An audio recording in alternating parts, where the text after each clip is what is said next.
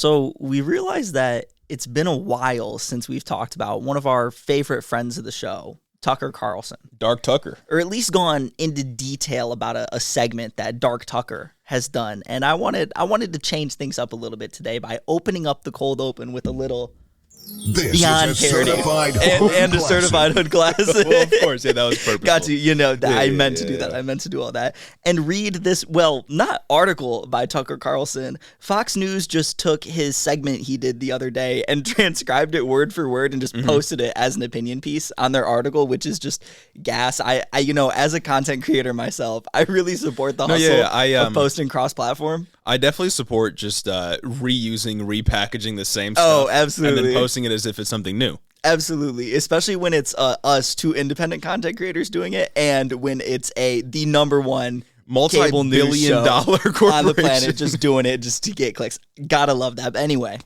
let's get right into the story. And I feel like before we even get into the story, okay, all right. I feel like who's reading a Tucker Carlson opinion? No, oh God, dog, you're Like, just watching. First of all, things.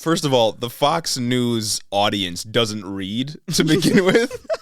Jury's still out if they even can read. The people who watch Tucker Carlson every night at 8 p.m. Yeah. At 8 p.m., they're not going on the website to Yeah. read. Especially because Fox News, the website, is so much tamer than Fox News, the primetime cable show. Right. And it's that, and it's like the Venn diagram of readers and Fox News watchers are separate circles. Oh, they don't touch at all. There is no intersection there, not at all. There's a reason why we talk about this every once in a while, why a bunch of right-wing news sites, I'm blanking right now, but New York Post and stuff, Daily Wire, New York Post, Daily Caller, Daily Caller, they don't require fees to be able to read their things like Washington Post and New York Times does, and it makes it really easy to get information from them. But I think it's because they just don't have a big enough base of people that read to be able to do that and monetize off that. Yeah, and it's free messaging for them. But again, Absolutely. not like anyone really... It serves a dual purpose, Yeah, nobody really reads it. Anyway, on to the story. Anyway, let's get right into this. Remember, these words that I'm reading are not my words. These are Tucker Carlson's words that he said on his broadcast, right? So let's get into it. Turns out the symptoms of societal decay are universal. Mm-hmm. They're not unique to a specific society. You recognize them in any country at any time, now or 1,000 years ago, always the same. The men become weak, the leaders get decadent, law enforcement gets politicized, the currency gets devalued, and then things begin to come apart. What do you think is going to be the listener, dear listener, you? What do you think is going to be the one thing that unites all of those different factors, those things that indicate a society is collapsing? I don't know, but I'm really loving the Carlsonian political theory here to societal collapse, of course. I love the use of the decadence, everything. He's really pulling out all the stops. A little bit of theory for you to start off your Wednesday afternoon. Exactly. Or Sunday. True. Who knows? Anyway, pretty soon, it doesn't take long. The society can no longer perform the most basic function, the reason we have societies in the first place, which is to protect the weak from the strong. Very rich coming from Tucker Carlson, mind you. Very rich coming from someone who just disagrees with the idea of welfare and ever helping anyone out. I'm sure the next day he railed against student loans. Definitely. But that's something we'll get into later in the show. You already know this, what we got to talk about this week. Back to the article. That's where you have society. Well, in places like this, it becomes, among many other things, very hard to travel anywhere. You can't just go where you want to go. With legitimate authority in retreat, roads are not controlled by the police. They're controlled by armed predators, and armed predators take exactly what they want from travelers. Is he saying that's right now? Can. Is he saying this is right now? He's saying that's this is what's right happening? now. Okay. Right now, right. baby. Right now. This is an ancient problem. It used to be called highway robbery. And for most of history, it kept people very close to home. Turns out it still exists, but now it's called carjacking. Oh, yeah, baby. Carjacking is the clearest possible sign that your civilization is falling apart. Yes. And that's why you find it in places like Somalia and South Africa. Places where force, violence, and clan loyalty have replaced law and order. Places where might makes right. In the city of Johannesburg, for example, a vehicle is hijacked on average once every hour of the day. Now, once that happens, there's really no coming back from it. Nobody's going to build anything in a city with endemic carjacking. Well, in Somalia, it isn't U.S. bombs that's causing societal collapse. It's actually people stealing cars. If they would stop stealing cars, everything would be better. There were a whole host of issues that have led to the disenfranchisement of a country in Africa like Somalia that maybe have led to downstream carjacking. That's where everything starts. It wasn't the apartheid state in South Africa. It was actually carjacking that caused collapse. Yeah, of course. And if you think that's wild, the whole segment, it keeps fucking going and spiraling to crazier and crazy places. We'll get back to it. Buckle up. Buckle up. In fact, most normal people will leave as fast as they can, as they have in Johannesburg, as they are starting to do.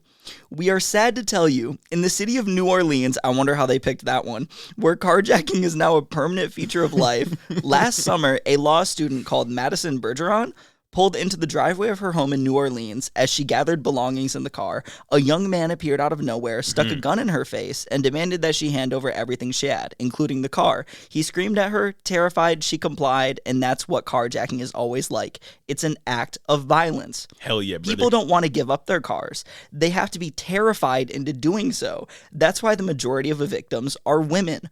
Old women, young women, Fox News-based anti-misogyny. That's you know right. what I mean? Fox News is staunchly against patriarchal violence. He's just explaining, stealing things now. You're not going to give up your stuff. Okay, no, literally, you have to be compelled into giving up your stuff when you don't want to. That's how it goes. Yeah. Obviously, carjacking, it's bad. I feel for the victims. Obviously, we'll get into it. It's causing societal collapse after all. I mean, it's so true. I mean, I have something to lose here. Right. I have something to lose. And that's why the people who do it will do anything. If you will carjack, if you will steal someone's car at gunpoint, you will also rape, you will also murder. You have no limits. No moral compass. You are willing to violate on the most basic level the civil rights of another person. And in this case, that was certainly true. Because that same perpetrator went on, after terrifying Madison Bergeron and stealing her car, to do the same to other women in the city. A lot of them. Now, hold on. I gotta put a pause on it here. If you will carjack, that's the most basic level of violation. That necessitates that you will do anything else. That is the highest level of moral egregence right there. Just like marijuana is a gateway drug, carjacking is a gateway crime. That's right. And if you're willing to steal something, you're definitely going to be willing to kill somebody to murder, else. Of course, right? Because logically, when you steal things, it's not out of necessity or desperation or anything like that. There's no motivators for carjacking. And I also want to say, just as a tangent, I feel like you can only have this take living in America. I feel like you can only believe that if you will carjack, you will do anything else.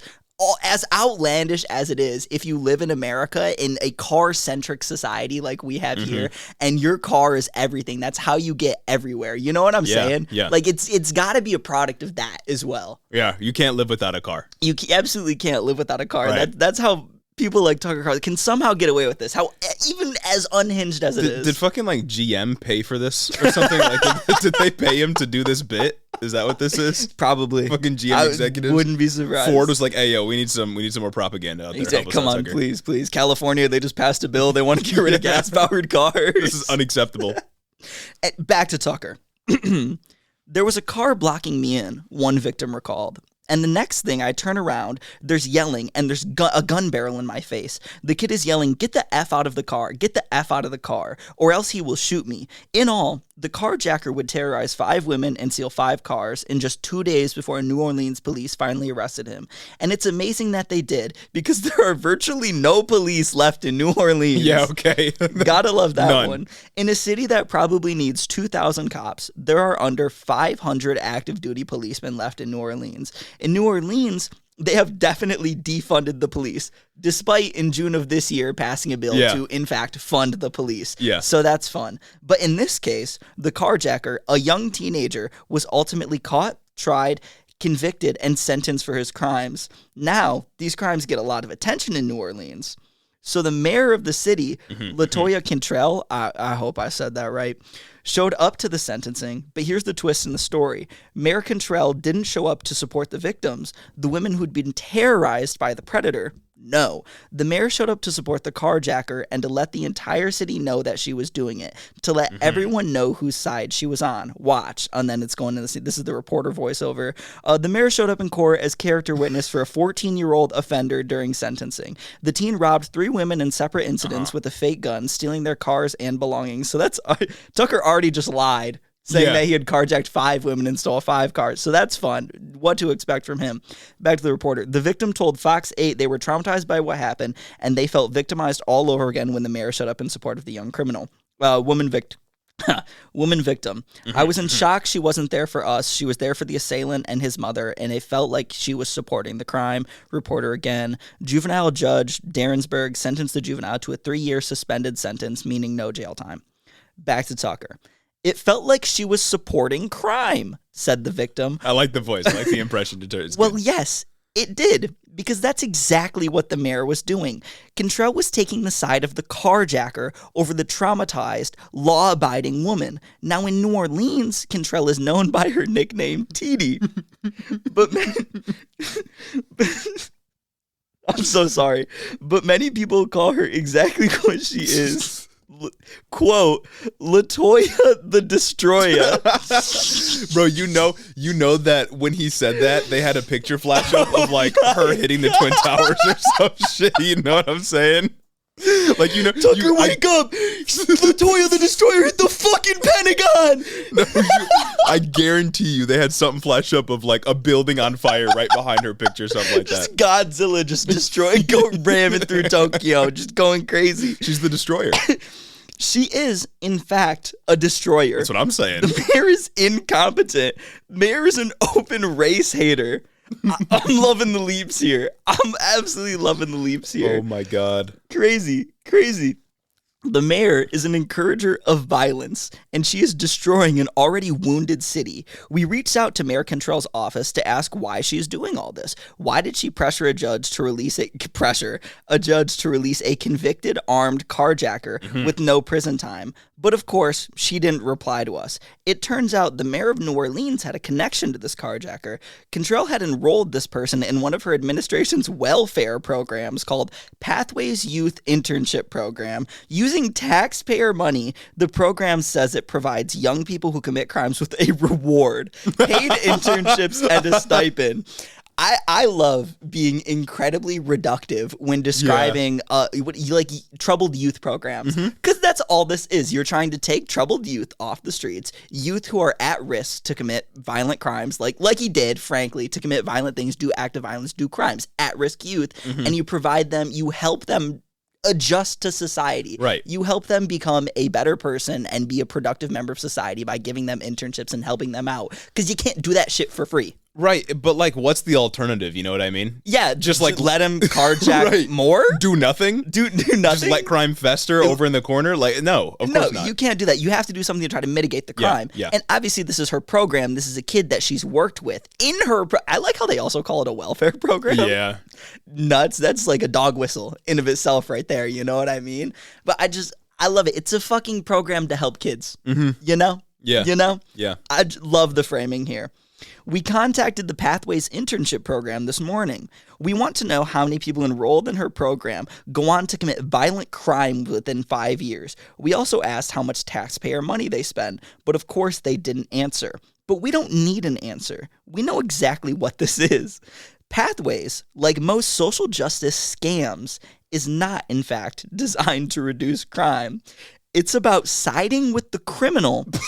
Yeah, fucking 14-year-old.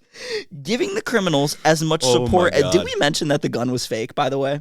Oh, well, we did now. The gun was also fake in this instance. Giving the criminals as much support as they need. Even a courtroom visit from the mayor, if necessary, so they can get out to commit more crimes as soon as possible. So why would you do something like this if you were the mayor of a city of New Orleans? Why would you force people to leave your city? The people who pay all the taxes of all colors, by the way. Don't forget about the white people. Why would you? The white people funding your programs so that you can turn around and terrorize them. Yeah. Exactly. Well, possibly. That's state-sponsored terrorism, brother. Well, possibly because the people who are left tend to be the ones who vote for you. So it's a kind of electoral strategy. It's not just happening in New Orleans. 14-year-olds don't vote, my guy. It's happening in a lot of places. The downside is it leads to carnage.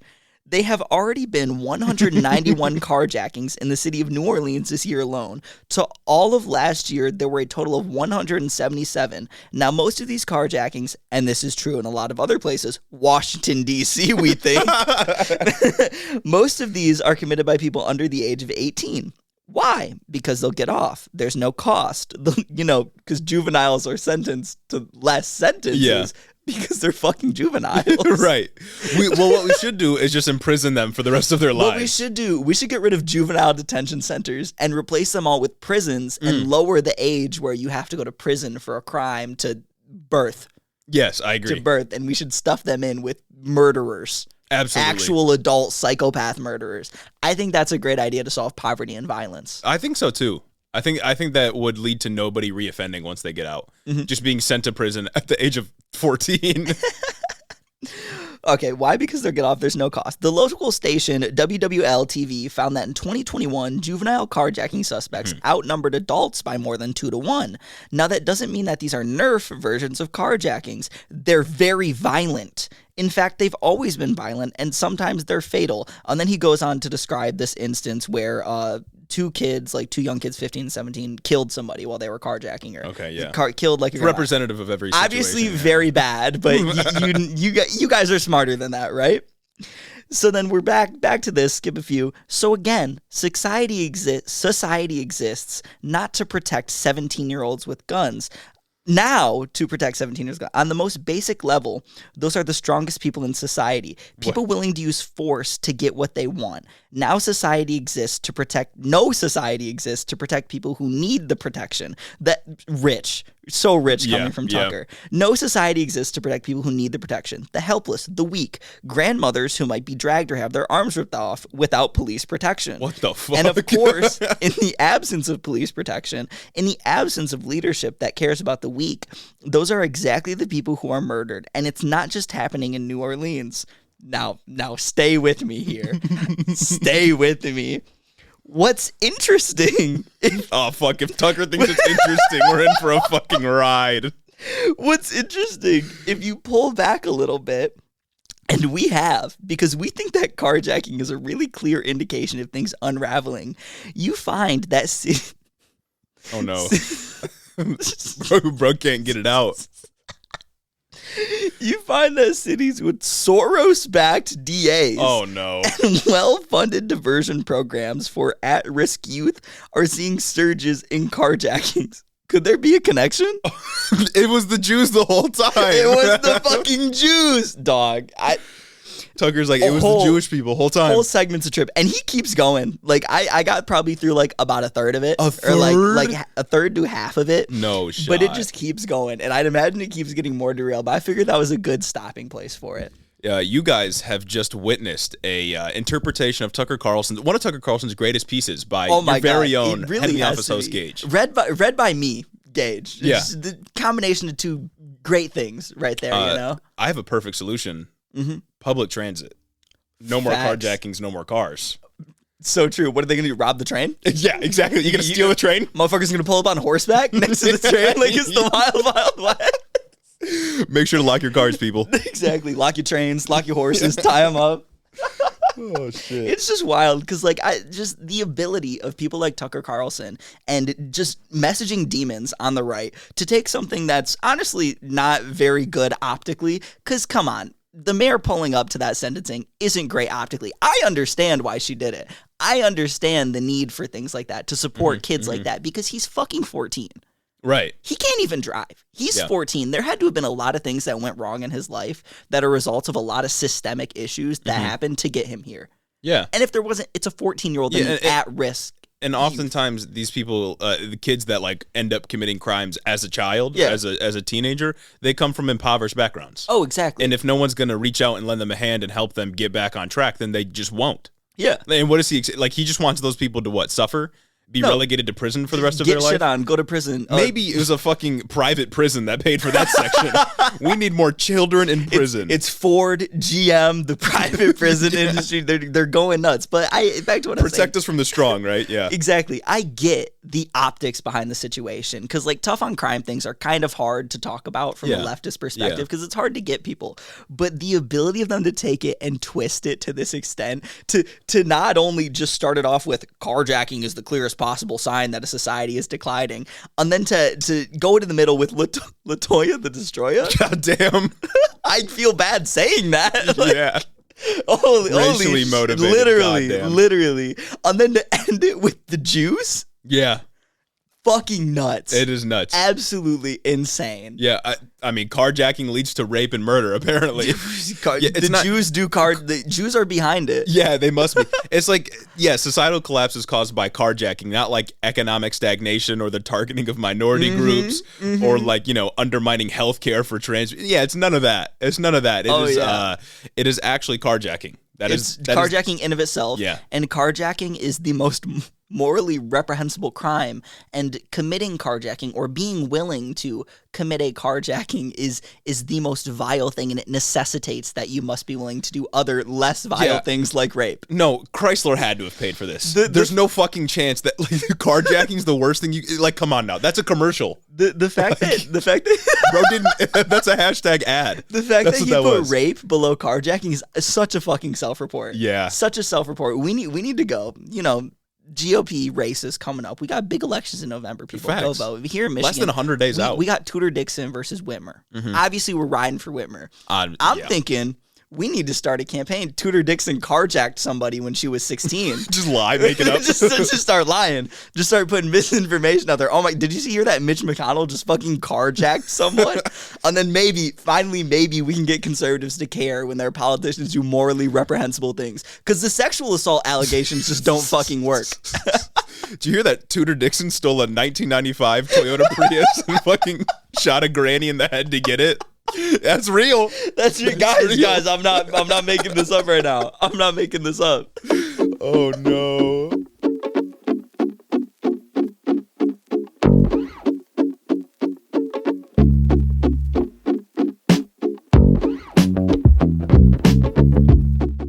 Oh. Welcome back to the show, everybody. Welcome back to the show. We have an apology to issue at the top of the show for that cold open, but also we have to say sorry to Joe Biden. We really do. We have to apologize to Joe Biden. We've been shitting on him for a long time now. We'll admit when we're wrong. First episode of this podcast over a year ago, we were shitting on him, saying he's fumbled the bag, he's not pulling through. And to be fair, he hadn't at that point. To be fair, Biden fumbling the bag, parentheses, yeah. He was fumbling the bag. Nothing could get past. But at this point, I don't know what's gotten into him, but he's going nuts. Bullying works. He's going nuts. But we'll get there. We'll get there. Of course. We'll get there in the episode. And before we get into it, I want you all to take some time right now. Maybe sometimes you skip over this part of the episode to get into the meat of it. I would encourage you not to. I don't want you to do that. Don't skip. I hope that you tried to skip and got caught in the middle of that long ass cold open. Don't skip. And I want you right now, go to the description, whether you're watching on YouTube, on Apple Podcasts, Spotify, whatever it is. Come on. Check out the merch store. Check out headintheoffice.com. Check out the Patreon. Make sure you're subscribed to the YouTube, liking all the videos, commenting on the videos. Make sure to like, comment, subscribe, ring that notification bell so every time we upload. Boost us in the algorithm. Check out what we have to offer, and make sure to leave us a 5-star review on Apple because we'll read it on the show if you do. Absolutely. And we will love you forever if you do it. Oh my Just like God. These two heroes of democracy that we have to... For real. And you want to take the first one? I'll take the second one? I got it. Let's go. First 5-star review here is from Original Pringles Mascot. Sponsorship. Hello. And then the subject line is, look at them there lefty boys. They say, thank you guys for providing the much needed info. I hope you guys become more and more successful. The way you guys laugh at the terror we currently live in helps a bit. So thanks. Keep it up just a bit. I hope you like that cold open because we're living in a terrifying society with carjacking running rampant. Yeah, I hope you lock your car doors. Maybe invest in like one of those little padlock type thingies you can put on your car door. I don't know what they are. Something. Yeah, something. So you can figure it out. Maybe booby trap your car every time you leave it. That's a good idea. That won't kill a police officer. That's a really good idea. Booby trapping things, legal. Totally legal. There's not precedent about that. Anyway, second 5-star review. Laugh Until You Cry by anybody out there? I can't get enough of the informative yet sarcastic rhetoric of this podcast. All of this is 100% serious. None of this is sarcastic. That takes a fun spin, commenting on the dumpster fire that is the state of the country right now. You'll laugh until you cry, remembering you still live here willingly. Not willingly, brother. I don't have the money to move. Kind of. As soon as we get enough money on the Patreon, we're going to the UK. We're fucking out of here. I don't know about the UK. Thank you both for the 5-star reviews. Again, if you want to have yours read, leave it Apple 5 stars. Write us a review. We'll get to it. We'll get exactly what to do. Jumping into the news coverage here, though, after like 30 minutes into the pod or wherever we're at, we got to talk about student loans. Yes. You've all probably seen this by now. It's the biggest news story for this past week or so. Joe Biden has formally announced his plan to cancel student debt. Let's go through the exact Thought plan. it wouldn't get done. Wouldn't get done. Shout out, Joe. There's a lot more going into this executive order, which I don't know if he signed it yet, but the executive order that will eventually happen.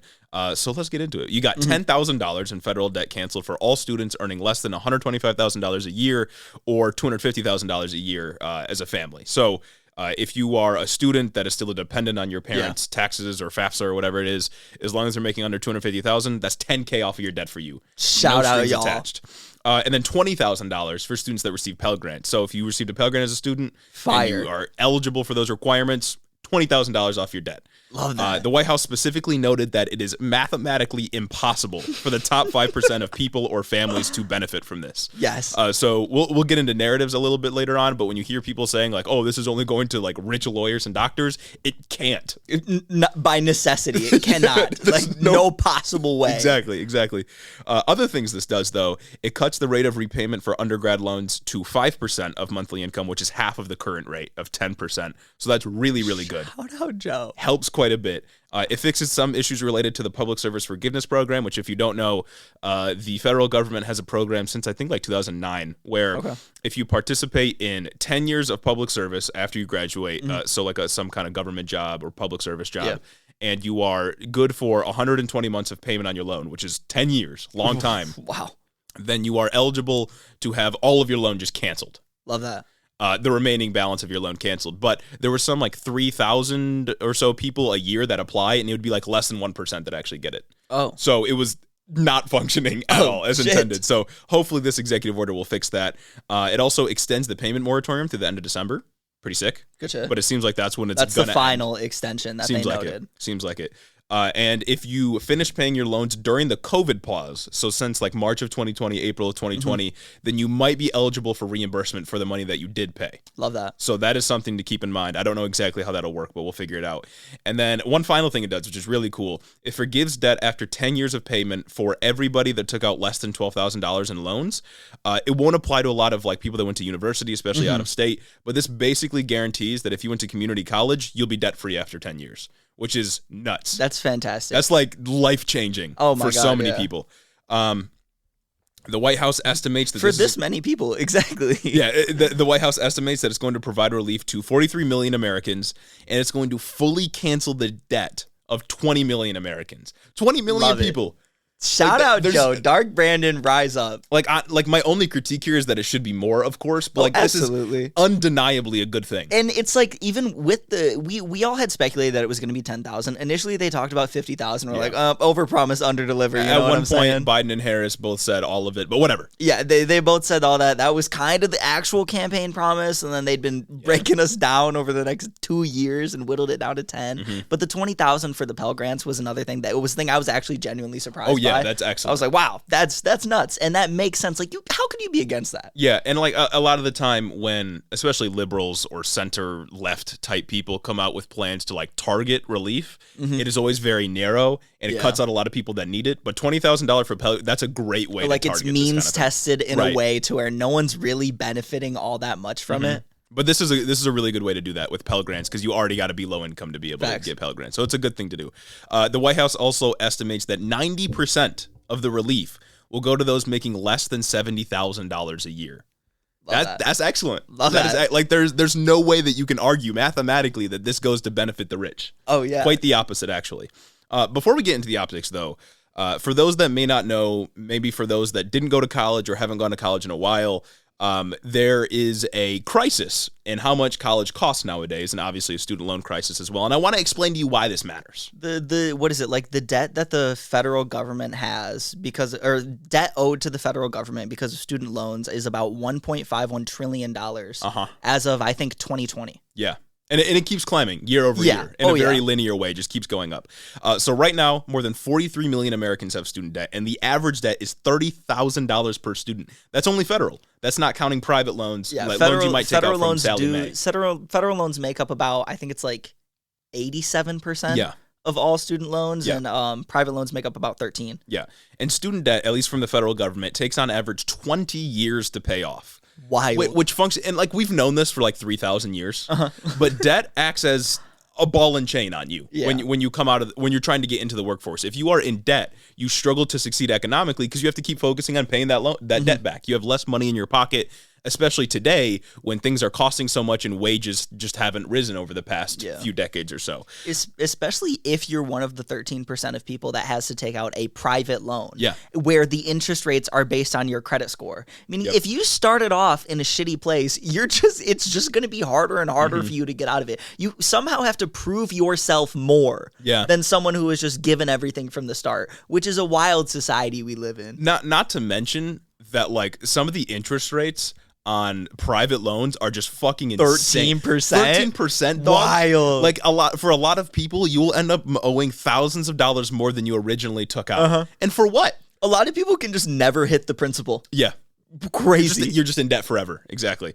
Now, a little bit of history. Student loans, they were originally created to get more people into college and be really easy to pay off back in the 50s, back when we lost the space race. The United States government was afraid that Russia was going to pull ahead of us. So we passed, I believe it was called the National Defense Education Act. Yeah. And the point of it was to get more people in college for the sake of national security. And loans were really easy to pay off and made getting a college education a lot easier. But today, because state regulation has been rolled back and states don't fund college education as much as they used to, universities now act like businesses, which is pumped up the tuition to an insane degree. Which is crazy because when you look at literally any other thing in society that functions as a business, under capitalism, mind you, you are forced to have this perpetual growth mindset where profits need to grow year over year by necessity, or else you are not making investors happy, you are not making shareholders happy, you are not making the administrators happy if profits aren't growing. How else are you going to make profits growing? It's either you're cutting costs, which is coming at the expense of students, or you're raising the cost of tuition, which is going to come at the expense of both students and the government. Right. Nuts. Because colleges have become less and less funded by the state government and the federal state governments and the federal government, they have to act more like, they have no choice but to act like businesses. And like, if you think about it, like if you're a college student, think of the ginormous marketing departments that universities have nowadays. Crazy. Think of how bloated the administrative staff is nowadays. Think of how many things on your campus are not dedicated to teaching you or increasing your welfare in any capacity. Those things are enormous now. Like things on campus that have nothing to do with students. Or even just like regular amenities have taken a hit in favor of administrative budgets, because that's where most of the fucking budget goes for. Regular amenities, like shout out to all my MSU students out here. The 1-ply toilet paper that we have in the dorms, that shit is nuts. Or like your university will tell you like, sorry, we can't give you unlimited free therapy sessions even though we're breaking your mental health. You get 3. University president gets a fucking White House on campus. You know what I mean? 3, and the university president gets to live for free on campus in a crazy bougie mansion. And they get a free car and a free cell phone plan. It's like, dog, what the, like all of this money is going towards pumping up profits for administrators because they have to run it like a business. Yeah. And that's how businesses run. And it's like, even with that, you'll see libertarians and like more libertarian-leaning conservatives love to say that, oh, actually, the reason college tuition has ballooned is because these federal loans are necessitating that colleges do it because they can just do whatever they want. The federal government was saying, we will always pay the difference. One, no the fuck they do not. No. FAFSA loves to dramatically lower your estimated family contribution, dramatically heighten your estimated family contribution to be the least charitable that they possibly can. Anyone who's been to college knows that and knows how frustrating that whole fucking process is every single year. But when doing that, they love to take the responsibility away from businesses because that's what college is right now. It's a fucking business for education. Right. They love to infantilize these businesses and say that they can do nothing wrong while simultaneously holding the incongruent belief that, oh, we actually love free market and businesses should be held to their feet under the fire to provide the best service.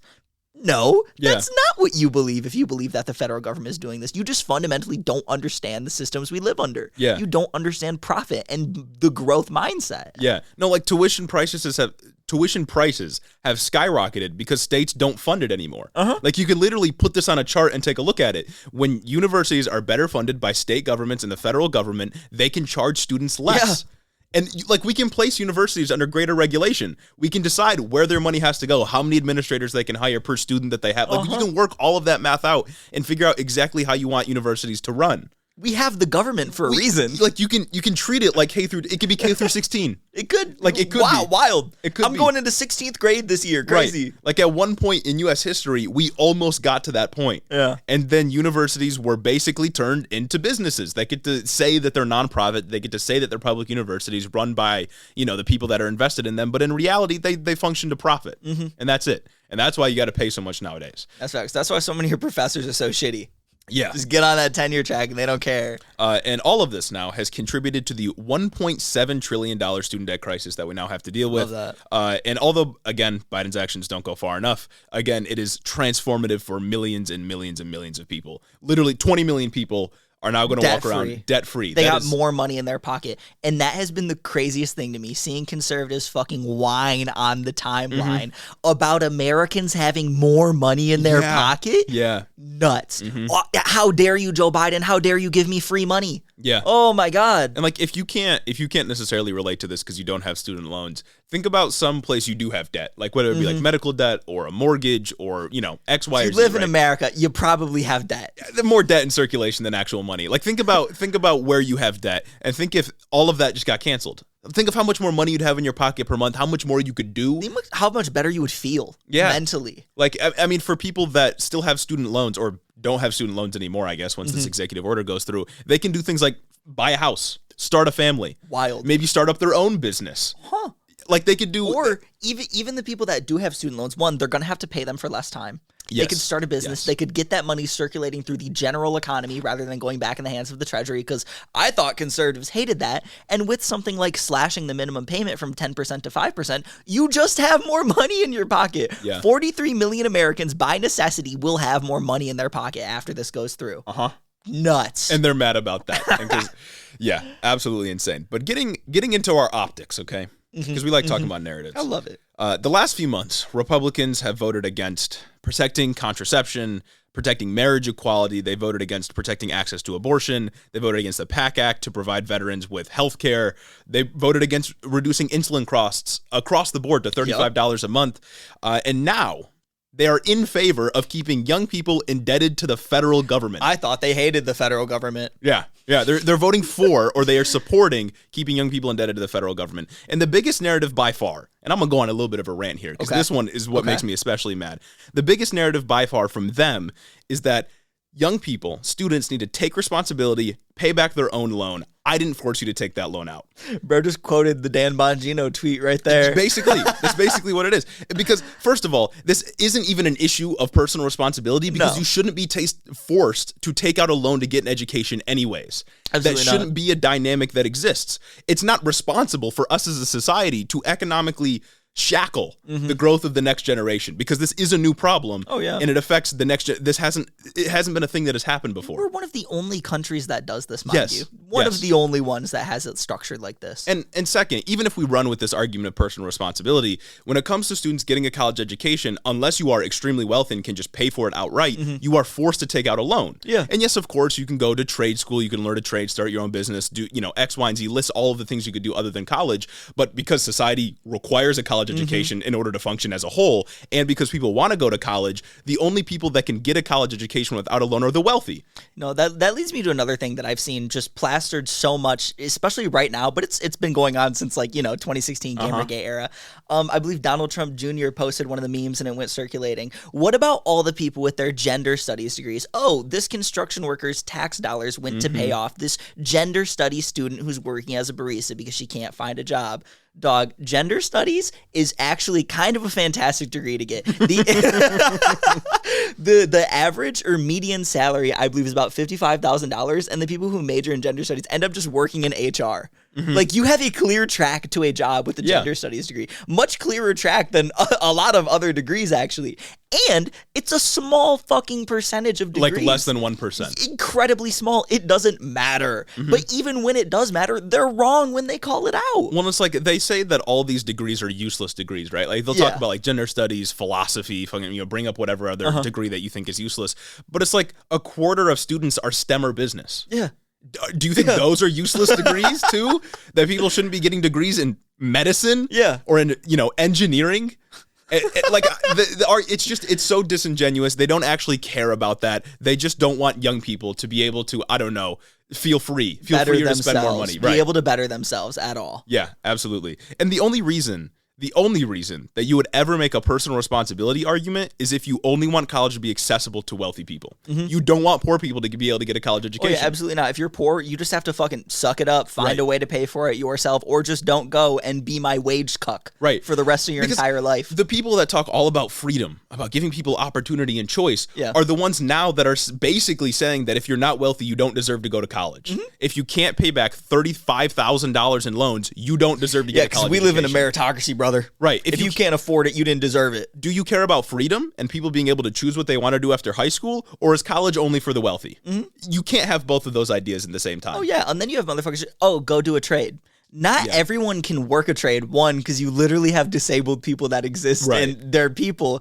And two, not everyone, even able-bodied, can do or wants to do back-breaking work for the rest of their fucking life. Yeah. It's so many trades are back-breaking. They're like, go to trade school, come out making $100,000 a year.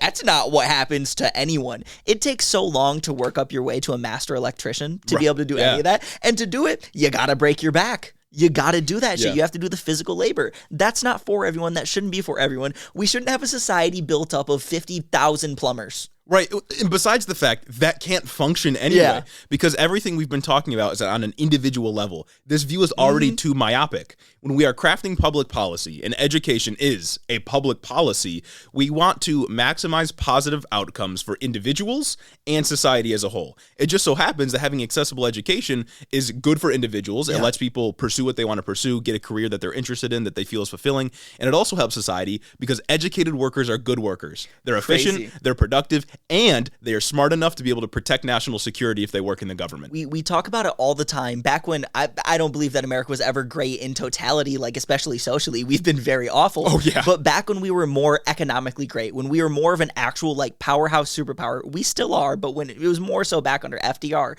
we had one of the most educated workforces in the world. And that's why we were doing so well economically. That's why people were happy. It's because people were educated. That's why when you graduated school, you could go and buy a fucking house, like off rip. Right. And the boomers fumbled the bag because for everybody. Education was heavily subsidized. Because back when federal student loans were created, it allowed tons of people to go to college. And back then, college cost like a matchstick and a piece of gum to get into, like, you could get into a college very easily. But now your mom would send you to the grocery store to pick up chicken, and with the change, you could go to college. Right.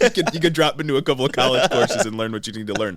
It's ridiculous. And I feel like this whole personal responsibility argument stems from the meritocracy idea, the myth of a meritocracy. And that makes me, like, I get how some people think that meritocracy is real in other aspects of life. Yeah. Obviously it isn't, but I can understand where they're coming, like the sentiment. But when it comes to education, you quite literally have no ability to change the circumstances you're exposed to. Oh, yeah. Education is all about the wealth that your parents have. But it's for some reason they think that that's all separate. They get in their head that education is like this great equalizer. There's no nuance in the way that they think about it. They're like, it's the math is racist rhetoric from a couple years back. Ben Shapiro, oh, math is racist now? How is your SAT score racist? Well, you see, Ben, some people can afford tutors. Some people go to better schools. Some people live in places with property taxes that are higher because their property values are higher. White neighborhoods. Yes. So that they get paid more, the teachers are paid more, they can teach better, the schools are more well funded because the fundamental way that we fund schools is fucked. Based on wealth. Based on wealth of an area. And no, but like that's exactly my point, is that you can't believe in the idea of the meritocracy while also acknowledging that students that try to go get a college education that maybe were poor, like you can't acknowledge that they are going to struggle to get a college education in the same way that like a wealthy kid would. You know what I mean? Yeah. Because like if you are born into a family that is poor, you're going to struggle to get a good education because of how we fund public schools and because of how expensive college is. If you're born into a wealthy family, you're going to have it a hell of a lot easier. Yeah. That is not a meritocracy. They think that your score is your score and that is you entirely. Like something like the SAT. You talk about this, not you specifically, but people talk about this. You, dear listener. You, Jeremy, you talk about this all the time. No, people specifically like talk about this in affirmative action debates and shit like that. It's like, I would take a 1370 from a poor kid who had it rough over on the SAT over a 1450 from a rich kid, because that poor kid had to work a hell of a lot harder to get that 1370 than the rich kid did to get a 1450. Yeah. Because they had every advantage. But based on those standardized scores, we would value the kid that made a 1350 a lot less than a kid that got 1460. Yeah. And how can that be? You can't. Like, if we want to live in a meritocracy, and like generally as a concept, a meritocracy, if you don't know, is this idea that you get what you deserve, right? The work that you put in equals the output that you get. Of course, doesn't exist. Equality of opportunity. Like not in any practical sense does this exist. Do you know what I mean? Like, because obviously you don't get out everything that you put in, and in fact sometimes you just get fucked over by the market. Systems are big and complicated and wide, and you can never really predict what's going to happen to you. But how could a meritocracy even possibly exist when people that are poor, kids that are born into poorer families, have to work exponentially harder than those that are just given wealth? Nuts. The whole idea of an inheritance or your parents just paying for things for you undermines what a meritocracy is entirely. Because you have different starting points. And this is just a fact about how our society works. And there's nothing necessarily wrong with that. What's wrong with having different starting points is when people conservatives refuse to correct for that. Yes. Refuse to acknowledge any corrections for that. I don't give a shit that some rich kid gets an inheritance. I give a shit that rich kid with the inheritance is saying that he had it just as hard, or that him and the poor kid down the block had the same opportunities. Yeah. You know what I mean? Yeah. Yeah, really dumb, really dumb. Incredibly dumb bitch disease. Yeah. If you ask me. It's a pandemic. It's a pandemic. It's a fucking pandemic. We had COVID. We've got monkeypox. Now the triple whammy. Dumb bitch disease. Yeah. Going rampant. Yeah. Moving on though. And the reason, or one of the reasons that we get so mad at people that say students shouldn't have any debt forgiven is because they are so clearly, blatantly inconsistent. Oh, yeah. And the White House has pointed this out a whole bunch. You may have seen. The White House went nuts this week. Tons and tons of Republicans and Democrats too, but focusing on Republicans because they're the ones against student debt relief, took out PPP loans. And if you don't know what these were, this was a form of pandemic relief that was given to businesses that allowed them to stay open while they had to shut down and adhere to various regulations. Pretty much unemployment for businesses. Right. They wanted to, the point was to allow them to keep people on their payroll and not have to fire a bunch of people, because that's economic collapse if that happens. Now, a lot of Republicans took these loans to keep their businesses open. Sitting members of Congress that voted for the plan benefited from the plan. Sitting members of Congress that voted against extending PPP, taking out PPP loans. Love that, too. Exactly.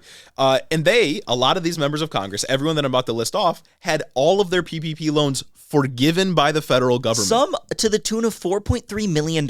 Yeah, we got Matt Gaetz, friend of the show, at $476,000. Marjorie Taylor Greene at $180,000. Kevin Hern, a Republican in the House, $1.7 million.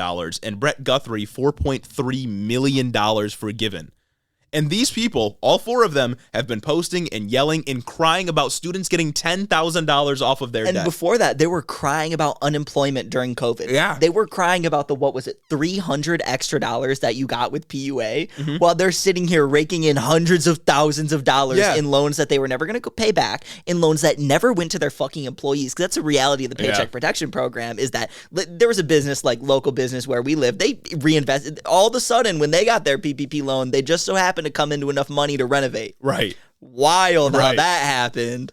No, and it's like the list goes on. Like, there's tons and tons of other Republicans that benefited from this program, and apparently debt forgiveness is only okay if it's going to benefit the already wealthy, because corporations get tax cuts and they get debt cancellation all the fucking time from the federal government. But the one time it goes to students that desperately need it in order to increase and mobilize their financial standing, Republicans are angry about it. And it's like, shout out my man Joe Biden this week. Shout out my man Joe Biden. He was asked explicitly about that. Not explicitly about this, but somebody asked him, which is another narrative we're getting into. How is it fair to people who already paid off their loans or didn't pay off their loans that other people are just getting $10,000 handed them by the government? And Joe Biden turned around and said, how is it fair that all these multi-million-dollar businesses and business owners got all these PPP loans forgiven and get all these tax cuts all the time? Yeah. Crazy. Yeah.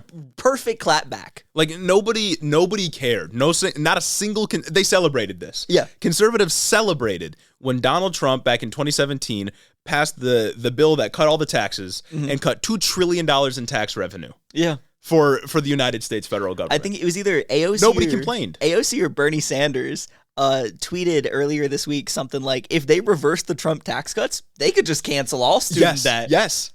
That'd be crazy. Yeah. Sounds great to me. Because the Trump tax cuts on the middle class sunset, I believe, this year and next year. Yeah, something like that. It's something like they're going away next year or the year after. Yeah, if you didn't know that, the tax cuts you got under Trump are going away. Yeah, like middle Not class. the tax cuts for the corporations, though. Those stay in Just place. the middle class tax cuts. Not the higher class tax cuts. Not the rich people tax cuts. Just the middle class tax cuts. Well, because God forbid, even when we're doing typical conservative policy making, we ever help middle class people long term. Only temporarily. Yes.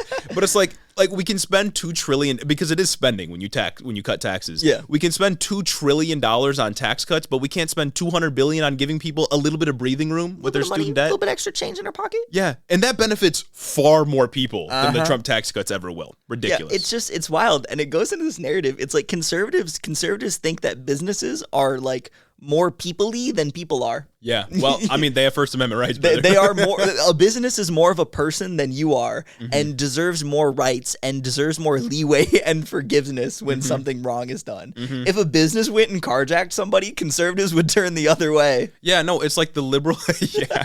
It's like the liberal equivalent of like, these sacred halls of Congress. Yep. It's like the Hillary Clinton rhetoric. You know what I mean? Oh, absolutely. It's like the same thing. They're Hillary Clinton for businesses. Yeah. Nuts. They put it on to businesses. They're just as like they're all the same people. Yeah. They're all the same people. Another narrative, though, and we touched on this a little bit already, but one that I've seen pretty commonly is that tuition's going to go up. If we forgive debt, then universities are basically just getting a handout. That's right. And let me tell you, I don't even understand how they think this is logically consistent. Because let me tell you how federal loans work. When your student applies for FAFSA and they apply for a college and they get accepted, the government, FAFSA, the FAFSA portion of the government, coordinates with the university to determine how much the student is going to pay. They calculate how much you're going to get in scholarships and grants, and then the university or the government calculates how much they're going to give the school in federal student aid, debt that you will eventually have to pay back. And FAFSA calculates all these things based on your parents' income from, I believe, 2 years ago, and a bunch of other like different income factors to figure out what your estimated family contribution is. I know that statement's going to bring a lot of PTSD to all my college kids in the chat, but yeah, and they base all of that off of how much tuition is at your university using a bunch of percentages, et cetera, et cetera. The university charges you for tuition. The government pays a portion of that, or however much of that, with the student loans that you get. The university gets its money. Yeah. The thing that you are indebted to is not the university, it's the federal government. Oh, yeah. Cutting debt on the federal government side doesn't represent a cost increase for universities. It is a cost purely for the federal government. Yeah. So I don't know how in any way tuition would, by matter of fact, rise within the marketplace because we cut debt by $10,000. The university is separate. They are completely cut off from this process right here. This moment of debt forgiveness. Yeah, and that's completely besides the point that all the people complaining about this can literally regulate universities. Pass a bill. Like, change how much they can raise tuition each year. Change how much they can raise tuition. Cap administrator salaries. Yeah. Sounds gas. Tuition goes up year by year anyway, like 4% each year. Yep. Like 12% over the past 3 years. And I can't even get 2-ply toilet paper. Yeah, it goes up insane amounts every single year, and that has not been canceled. And it's just going up insane amounts every year above the rate of inflation, mind you. And I am not seeing any of that benefit. The 3 fucking years going on 4 years that I will have been at college, I've seen no improvement. I've actually only seen things get taken away from COVID. Things are not going back to how they were after COVID. Not even like, oh, wow, pandemic, things aren't going to ever be the same anymore after social distancing. I'm talking about the food is shittier now. Yeah. The service is shittier now. Everything is shittier now. Everything just like kept its pandemic hours too, by the way. Oh, absolutely. They're not back to like full functioning. Like the whole year last year, I had my pandemic menu at the Good Dining Hall. Yeah. Shout out Brody, and it wasn't good. Yeah. And like, again, this is besides the point that like these senators that are complaining that tuition will now just go up for millions of Americans, they can regulate how this stuff works. Like, as long as universities are not publicly funded by state and local government and the federal government, they will continue to function like a business to make ends meet. And that means extracting as much money off of students as possible. And by the way, that whole process enriches the liberal elites that run universities that they claim to hate so much. Oh, yeah. Like, why would you not want to further regulate universities? It's because they don't actually give a fuck about what universities are doing. They just don't want you to be happy. Conservatives are also just fucking allergic to bringing up bills, like especially under a Democratic presidency. Yeah. And it's a huge criticism that I don't know how more conservatives themselves don't see. Like when they voted against the baby formula shortage, or when they voted against the PAC Act and said, oh, there's a budgetary trick here. You're actually just increasing the deficit. Why don't you introduce your own version of the fucking bill then? Why don't you introduce your own bill without any of that then? That's just straight cut and dry. If you're going to tell me that these bills got voted down because, oh, there's a whole bunch of pork that you guys just don't know about when you're going for these bills, why don't your senators introduce a version of the bill without the pork then, huh? It's because they love just fucking crying. Yeah. They just love crying and complaining about the way that things are happening and then doing absolutely nothing about it, despite being the very person that should be trying to do something about it if you're upset about something. Crazy. The one of 500 people who can actually do something when they're upset about Bro acts like he's just like a fucking like talk show host. Bro acts like he's a podcaster. He just gets on and complains every week. That's our job, dog. Don't steal my flow. We got it covered. Don't steal my flow. Now on to my favorite argument of all, though. Okay. It's unfair to those that have already paid off their debt. Sorry, gotta love that one. I love it so much. I mean, I guess. Sure. Like, I guess it's unfair. But, like, the thing is, here, I hear so many horror stories from people that have fully paid off their debt. You see them all over the place. Talking about how many expenses they had to cut, how much fun they didn't get to have because they had to keep saving and building up wealth in order to pay off all of their debt. And that sucks. You shouldn't have had to suffer like that. For real. But why should we subject other people to that in the future? It's just I hurt, so I want to hurt you just as much. Right. Someone's like, I lived out of my car and ate only fucking Rice Krispie treats for 3 years and I paid off all of my debt. It's like, why should we make everyone else do that? I only ate ramen noodles every day for 3 years so that I could pay off my debt. Dog. And now you have colon cancer. Like, get ready to take on medical and now you want your kids to do that too? Yeah. It's unfair to the people who had polio to develop the polio vaccine. Right. That was exactly my point, is that this is just an argument against any and all progress. We can't cure cancer because that would be disrespectful to the people that have died of cancer. Are you telling me you guys functionally eradicated the bubonic plague? Exactly. Really? You know 1/3 of Europe died because of that?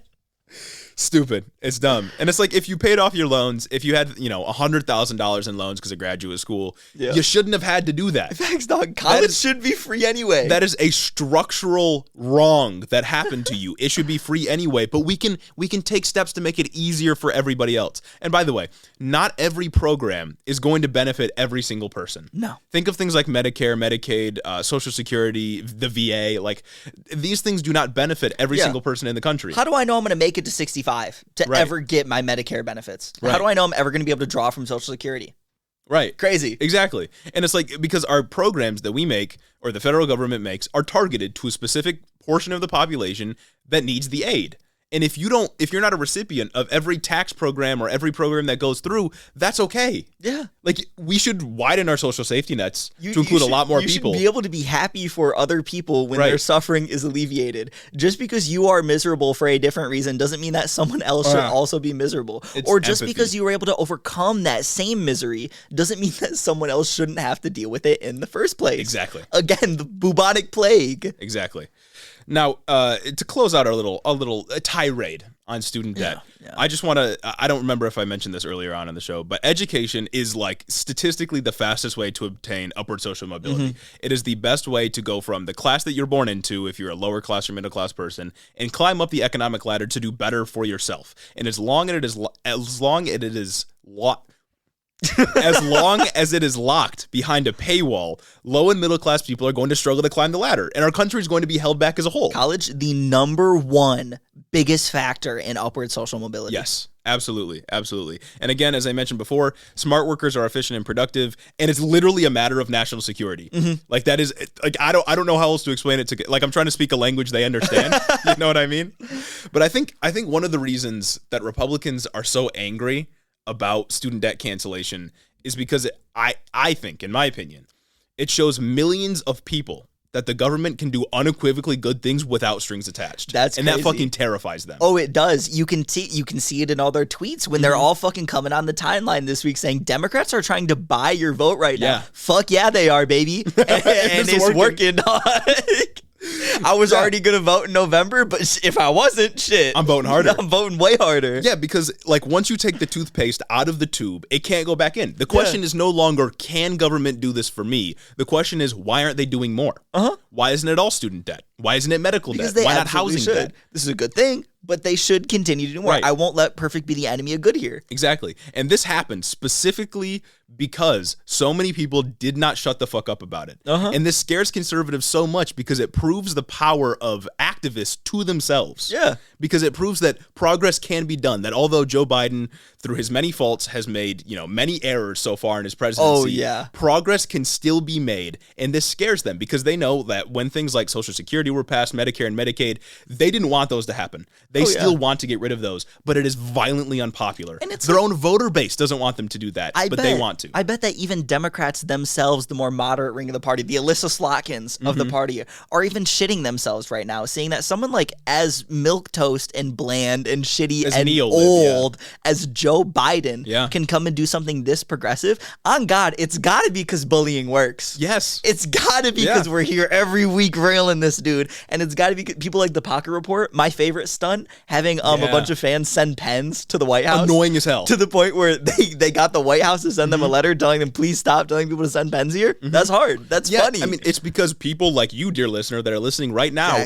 did not stop talking about this. Nobody was going to let Joe Biden get through the midterms or get through the next presidential election cycle without having him do this. And it shows that progressives have a much stronger voice than the neoliberal wing or the whole bird of the Democratic Party thinks that we do. And they're scared of it. Yeah.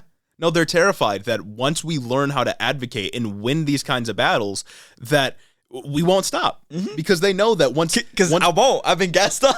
once the ball gets rolling, it's really hard to slow it down. And on top of that, obviously underpinning their entire ideology is a fear of an educated workforce because an educated workforce knows how to advocate for itself. Absolutely. And they are scared of that. Ronald Reagan even said as much back when he was, I think, governor of California. That's why he cut funding for all the universities in California. Love that. Because they are afraid of an educated workforce because an educated workforce can advocate for itself and demand more.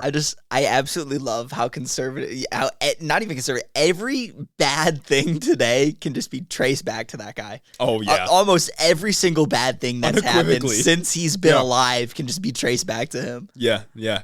If there ever was a reason for government to exist, I would think it's probably education and healthcare, national security, doing good things, ensuring the future of the country. Love that. Yeah, yeah. This is national security. Exactly. This is an undeniably good thing. Obviously, again, not enough, but I'm happy about it. I'm happy about it. And I'm happy about their response to clapback. Yeah. I'm very happy that the White House got on the White House Twitter page and started just listing off senators and their PPP loans. It's not like they did anything. It's public information anyway. Anybody can find it. They did that. Oh, yeah, you can look it up Joe yourself. Biden clapping back at reporters. There's a clip of, I think it was Elizabeth Warren. Somebody asked her, oh, is this fair to all the people who already paid their loans or don't have loans? And she goes, no. That's fucking hard. That's hard as hell. It's like, facts, you tell them. Tell them. I've never been a Warren fan, but hey, let's go. Go after it. And some of you may be asking, like, oh, why did he wait so long? Is he just doing this because it's before midterms? And to that, I'd say probably. Probably, yeah. But I get it. I've seen some people say that he waited so long to ensure that he could get Manchin on another reconciliation deal before, because he thought this would piss him off, and that he would be like, all right, I'm not voting for it since you did this without Congress. I don't know if Joe Biden has that kind of foresight. Yes. But if he does, that's a strategy. Politics is a game, and bro's playing it right now. It literally was a 100D chess move. No, and I can't complain. The last what, month and a half? Yeah. It's just been absolutely crazy from them. We love to shit on the DNC strategists all the time because half their campaign strategy is awful. But boy, have they been playing politics recently. Yeah, no, they've been Joe Biden, Dark Brandon has been taking dub ever since Dark Brandon kicked off. He's been taking dubs. I'm part of the dark army, baby. Yeah. Let's go. We've been exposing conservatives for blatantly hating on abortion rights, bodily autonomy, access to marriage equality, all that, access to contraception, all that kind of stuff. We've seen Dark Brandon pass the PAC Act for veterans health care, the CHIPS Act, which isn't that great for people that don't like handouts to billionaires, by the way. But I mean, good optically for him. They passed the reconciliation deal, the Inflation Reduction Act. Fantastic. They've been popping off. Gotta love it. Unstoppable. Oh, God, this pod is sponsored by Real Dark Brandon acolytes. Yeah, maybe we got paid by the DNC to say all of this. Speaking of Dark Brandon, though. All right. Moving on to some more Dark Brandon news. He's done another dog-ass thing. Smaller news story, but one that I want to talk about because I think it's notable. I don't know what's gotten into this dude, but he's going crazy. Especially, I saw this tweet and I reposted it to our story. Okay. Someone made a Dark Brandon account and they're like, it's a bad week for Malarkey. And they're not lying. They're telling the truth. Oh, God, that might be the title of the pod. Yeah, that's a good one. Might be the title. Anyways, Joe Biden, he was at a Democratic National Convention in Maryland because the primaries had just wrapped up, so they have to do conventions state by state for the Democratic Party. And he was addressing the party members, the party goers, if you will. And he said this, I have a quote. Party people. He said, "We must take our case to the American people and be crystal clear about it. It's not just Trump. It's the entire philosophy that underpins the I'm going to say something. It's like semi-fascism. The MAGA Republicans don't just threaten our personal rights and economic security. They are a threat to our very democracy. They refuse to accept the will of the people. They embrace political violence. They don't believe in democracy." That was Joe Biden. That wasn't me or Gage at the DNC. That's nuts. That's Joe Biden calling them semi-fascist. And this, of course, enraged the Republican Party. The RNC came out with a statement. Even like some members of Congress, some Republican members of Congress came out and condemned it. Fucking Ben Shapiro came out and said that Joe Biden is fascist for canceling student debt. Oh, that was gas. That's a top 10 tweet right there. Which is weird because, like, that's the biblical thing to do, my guy. No, one of my favorite tweets out of this whole thing was, oh, so conservatives are the ones that are anti-forgiveness and usury now? Or not anti-usury now? Yeah. Love that.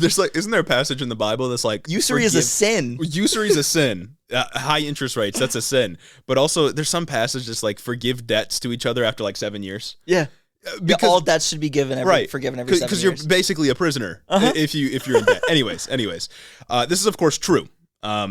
We've talked about fascism a lot on this show, but the Republican Party is absolutely trending towards fascism. Oh, for sure. And we bring up fascism a lot. We call them fascists a lot. But I want to dive into what fascism is and how it relates to Republicans, because I don't think we've talked about that too much. Theory lesson. A little bit of theory. A little bit of theory right here. Carlsonian theory. Huge theory, guys. So, if you don't already know, diagnosing fascism as a disease is something like checking off symptoms. If you have one or two of them, it's probably not fascism. If you have, getting close to all of them, you're going to get to fascism. Likely. Exactly. And there's multiple characteristics, but the ones that are always permanent despite how fascism may look in different countries, because it always looks different from, fascism in Germany to Italy to even in the United States now. Yeah. It tends to take on the national characteristics of that country, which makes it look different. But common to all of them is a sense of ultranationalism and ultra-traditionalism. Ultranationalism being this idea that our nation is being taken away, we're losing our traditions, we're losing our culture, and also the sense of like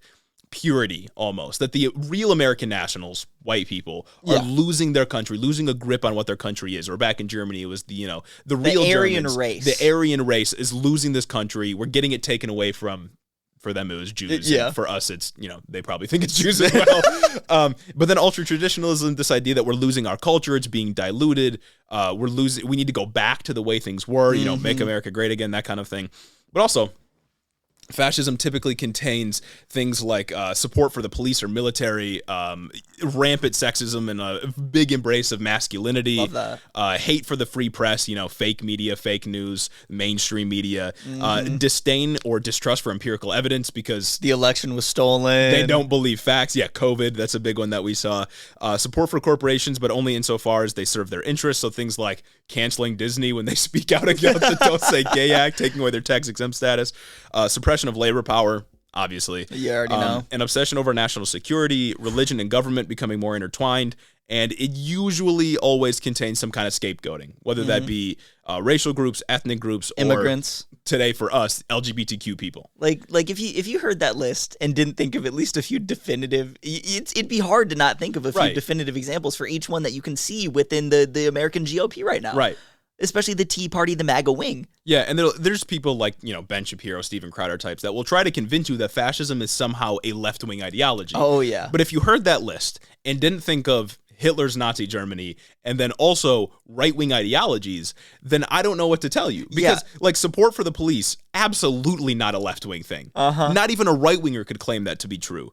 A rejection of femininity and a love of masculinity, obviously. Yeah. It is the right wing that is always talking about how Americans need to be more masculine. It's the right wing who always talks about millennial men have the lowest testosterone levels in history. Josh Hawley fucking wrote a book about being masculine. No shot. Even though he was the one that ran away. Hate for the free press, pretty obviously. I mean, they claim to love free speech in America, but Yeah, it's like nobody listened to this list and saw and thought, oh yeah, that's Hunter Biden's laptop. Right.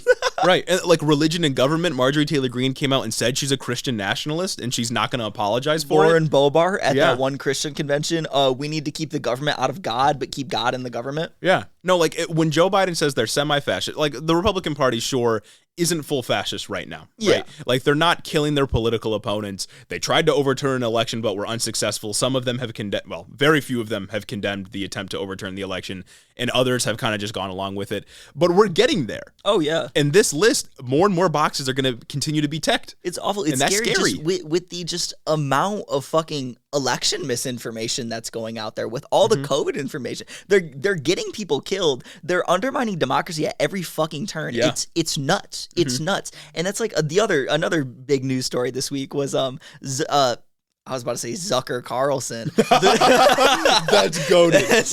The Zuck, Mark Zuckerberg. The collaboration we needed. The Meta CEO, quite the amalgam right there. The Meta CEO, he was on Joe Rogan, which I don't know how Joe could talk to this dude for 3 hours, but I digress. Baby Rays. And he started talking about how during the 2020 election, the FBI had came to Meta and said, hey, we've got like reports that there might be a misinformation campaign. Could you guys be watchful of that for the election season?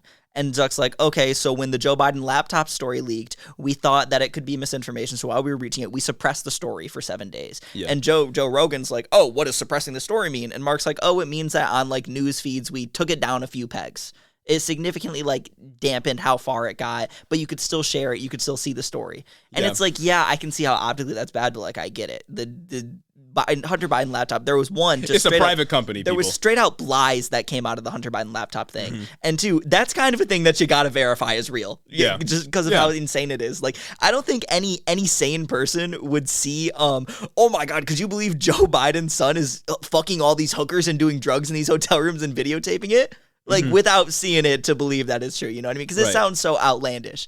And they said they did it for like 5 to 7 days during the election because they thought it could have been misinformation. Say with that what you will, but conservatives have not shut the fuck up about it all week. They just will not shut the fuck up about Hunter Biden's laptop in general. Yeah, and like that presupposes that had Facebook not blocked it, had they not listened to the request, not the demand, the request of the FBI, that anyone's votes would have changed had they seen that story. Oh yeah, absolutely not. It Nobody's still mind blew would up have on changed. Fox News. Yeah. It was still all over Fox News, the number one most watched cable news show. This is the height. This is the height of conservative self-victimization because the algorithm functions to treat them. Yeah. The algorithm is geared towards their success on Facebook as a platform. But the one time they don't even get rid of a story. They suppress a story for that they're 7 trying days, to run with for a fucking week. For 7 days, they are losing their minds about it. The entire platform is owned by them. The top 10 most visited posts are like Ben Shapiro, Ben Shapiro, Ben Shapiro, Steven Crowder, Tucker Carlson. Like every single week it's them. And they're all talking about the Hunter Biden laptop story. That's it. Like it didn't functionally get suppressed. You know what I mean?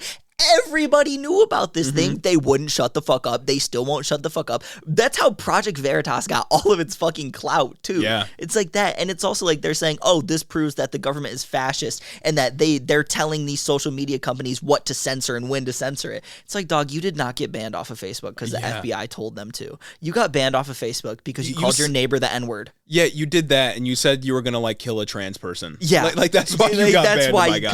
Come on now. Don't be silly. And I also think it's funny that this has been public information for a while that the FBI did this. Mark Zuckerberg testified in front of Congress in 2020, and I just think it's funny that it's resurfacing now because like you know the people who care about the Hunter Biden laptop story aren't the people to like pay attention to a congressional hearing. Yeah, they're the people to watch Joe Rogan. Joe Rogan has a bigger platform and has more impact on American political discourse than the fucking Congress does. Than the United States Congress.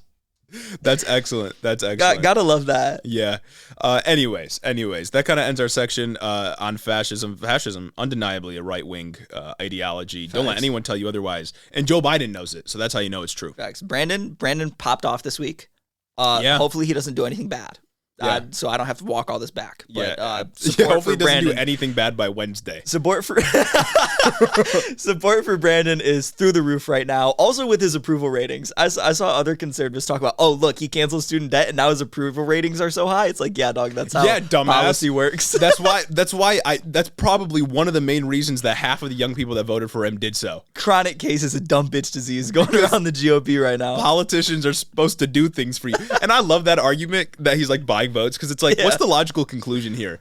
That when you elect people for Congress, they're supposed to do nothing for you? No, literally, though. That's basically fucking it. Because if I'm a conservative, I'm thinking, oh, yeah, so when they do tax cuts for the rich, that's not for me. They're just doing that because they want to. Right. That's why I'm going to vote for them. Right. They're not pandering to me. It's so dumb. It's apparently our elected officials are supposed to just do nothing for us. Oh, absolutely. That's how you know you're fucking cucked. Is if you like. That's what a republic is, though. You know what? Like a republic. We're supposed to be a constitutional republic. Yep. It's supposed to be the people rule through their elected officials who do things for the people that elected them. Mm-hmm. Is that not just democracy? Beholden to their constituents. Right. But when Joe Biden does something he said he was gonna do, they lose their minds. To get votes. Yeah. In the mid, like that's what a policy platform is. Yeah. It's things that you think people want you to do to get votes. Yeah. And it can just never be about money now. Or else you're bribing. And it's like I don't love that he, waited to do it until it's politically advantageous, but I mean it happened. I get it. I can't be like I'll turn my head the other way. Yeah.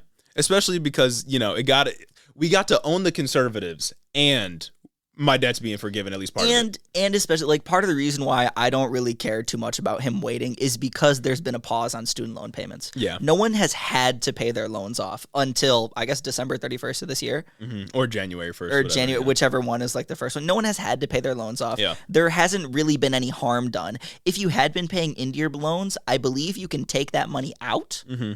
And just like lower your balance, and you can take that money back out if you need it right now, and like take out a loan on your loan. You know what I mean? Yeah.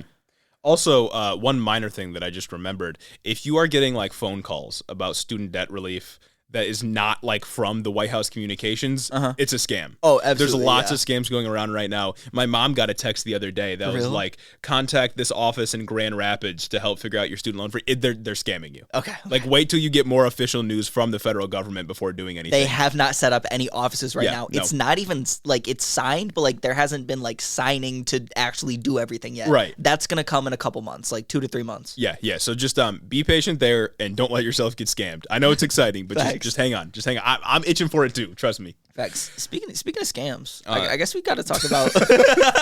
I guess we got to talk about the fucking scam of the century. Dark Brandon's FBI scam on our former glorious leader, President Donald Trump, Mar-a-Lago home. That's right, people. We're talking about the Trump raid affidavit that dropped. New document just dropped. Got to check it out.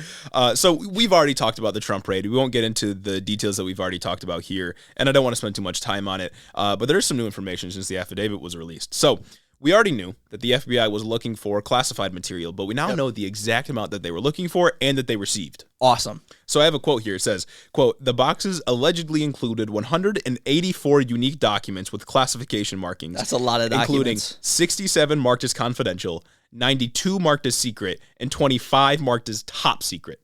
Nice. So that's pretty cool. Dope. And within these documents were the identities of U.S. agents abroad, which could literally just kill them. I love that. Yeah. Love that so much. Why would he ever have needed to take that home? Unless he's trying to sell it to the Saudis. Exactly. Shout out last episode. You already know what's going on. The affidavit, it was also heavily redacted. If you've seen it, there were like multiple pages that just had black text on it. Sadly, they redacted Jared Kushner's name from the public record. The FBI obviously said this was to protect civilian witnesses, and a lot of the information is classified and also, again, contains the names of people that may be working for like the CIA or some other government organization overseas. Yeah, we're just trying to protect Jared Kushner now. And protecting Jared Kushner from also being buried in the back of Mar-a-Lago. Because he's the mole. I know it. He's the mole. He's got to be. Naturally, Trump and other Republicans started complaining about this, but I don't really know what they expected. Oh, yeah. What can you complain about with an affidavit? Like, this is just the court document, the official legal document. Yeah. Unless you're going to say that that's just not real.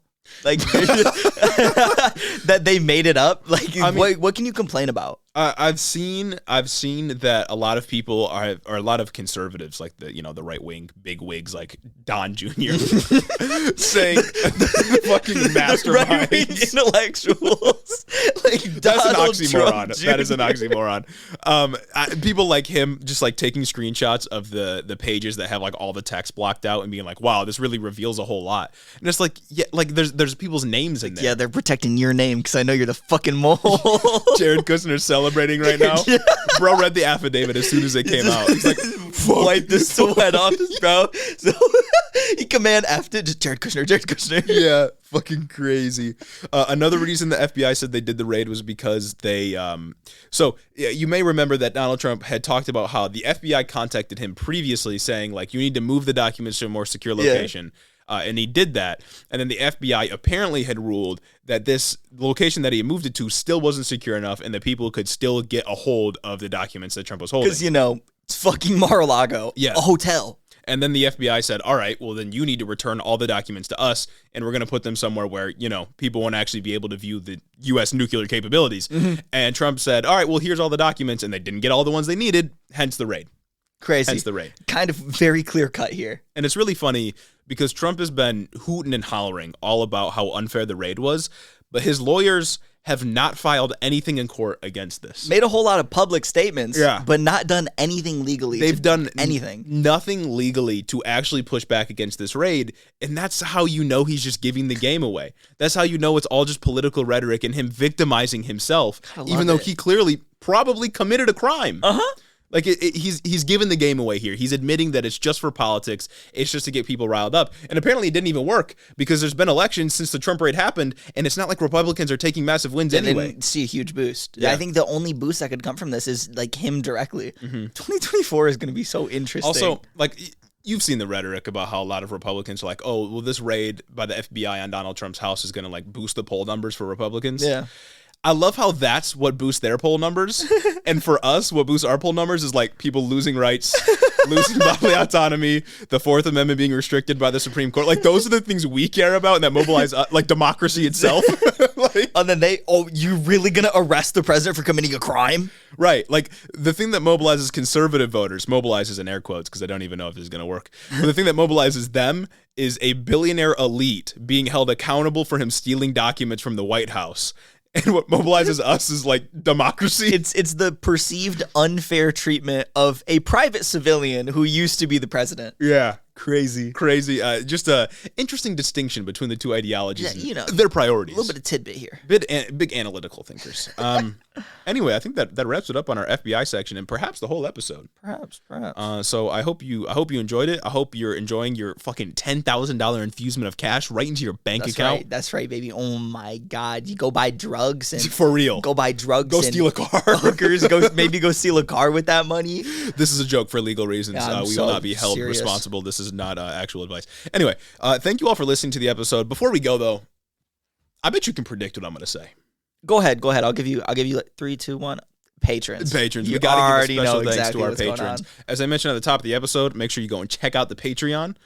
Become a patron. Consider becoming a patron. We're going to do a real Q&A. I did a little $600. We're at $525. For those of you that are following us on Instagram, which I know isn't all of you. Facts. But for those of you that were, you had saw that we did a little Q&A thingy over the weekend. Had a little thing, find out whether we call toes dogs or grippers. Exactly. You know what I'm saying? But we're going to have a real Q&A coming up pretty soon. Got to. If we hit our goal on Patreon. So if you want us to do that, you want to be a part of that, you want to, figure out your burning questions for me engaged. Little spontaneous things that we do on the Instagram. Go follow the Instagram. There are literally 1,000 of you, but we only have like 350 followers. Yeah, what's up with that? What the fuck is going on there? I'm actually kind of upset. Find out what I order from Subway. Jeremy had to expose me like that with the fucking Gage probably just get ham and bread. Do you though? Yeah. I knew it. That was a good guess. I put some bacon on it though. Okay, I put some bacon on it and I get it toasted. Had to set the record straight. That's still bread, though. Anyway, thank you all for listening to the episode. And before we go, going to give a special thanks to Cricket Scrapbook Layouts, Nikki Nine Lives, Kaden Kraut, Lord T, Chris the Postman, Christy Beck, Talia Katz, 40% Spite, Andrew Harris, Mike Chaplinsky, Matty S.T., John G, The B-Plot, Omar Zuno, Clayton LaForte, Ash Fairblood, Mark Yeager, Sarah McRoberts, Derek Messina, Dylan B, The Mind Sculptors, Kaz, Caleb Joy, Jim Bobs, Carl D, Rich Toro, Tari, Gavin Mayer Maldonado, Hunter W, Fergalaki, Max Vezquez, Jacob Rogers, Colton Newberry, Fixer Punk, Jim Egbers, Megan Latau, Jeff Muzzy, Ted Cruz's Boy Toy, and my mom. We love you. We thank you for supporting the show on Patreon. We hope to see you next week when we drop another episode. I hope you have a week filled with so much splendor and joyful whimsy. Yeah. I hope your week is a... This is a certified hood classic. Thanks for listening, everyone, and we'll see y'all next week. Have a good one.